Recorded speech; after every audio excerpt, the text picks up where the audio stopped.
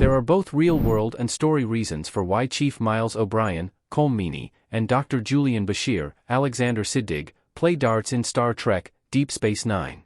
Although they became one of Star Trek's strongest friendships, O'Brien and Bashir had a rocky road to cementing their winning partnership in DS9's early days. The two Star Trek, DS9 characters initially had a slightly antagonistic relationship, with the young and arrogant Bashir regularly irritating DS9's stoic chief engineer. However, they soon became firm friends and regularly spent time at Quark's bar, playing darts or participating in holosuit simulations of historical battles.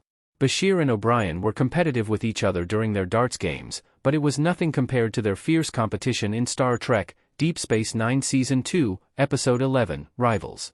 When O'Brien built a racquetball court on DS9, he entered into a fierce rivalry with the youthful Bashir, the former captain of Starfleet Medical's racquetball team.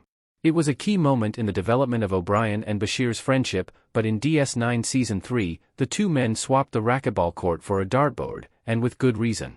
Why O'Brien and Bashir played darts not racquetball in DS9. Alexander Siddig as Dr. Bashir playing racquetball. Despite Dr. Bashir's concerns about Chief O'Brien's physical health in Rivals, it's not the reason that Julian and Miles stopped playing racquetball in Star Trek, Deep Space Nine.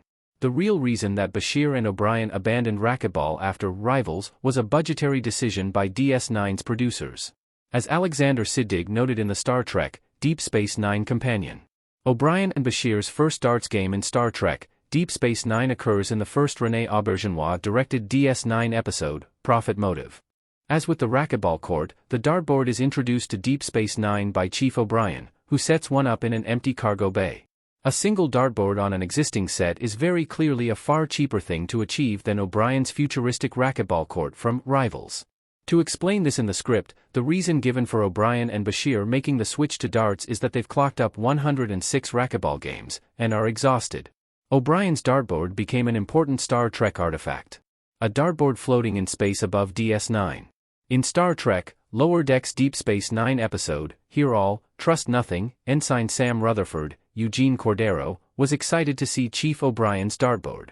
The whole episode was a heartfelt tribute to Star Trek, Deep Space Nine, reframing the space station as a site of historic significance. While Rutherford's delight at seeing the dartboard is obviously a joke, it does reflect the significant role that darts played in DS9. Racquetball is a fast-paced sport, and O'Brien's desire to defeat the young and arrogant Dr. Bashir consumed him. Darts, on the other hand, is a lower-energy sport, and a welcome change of pace from the racquetball court.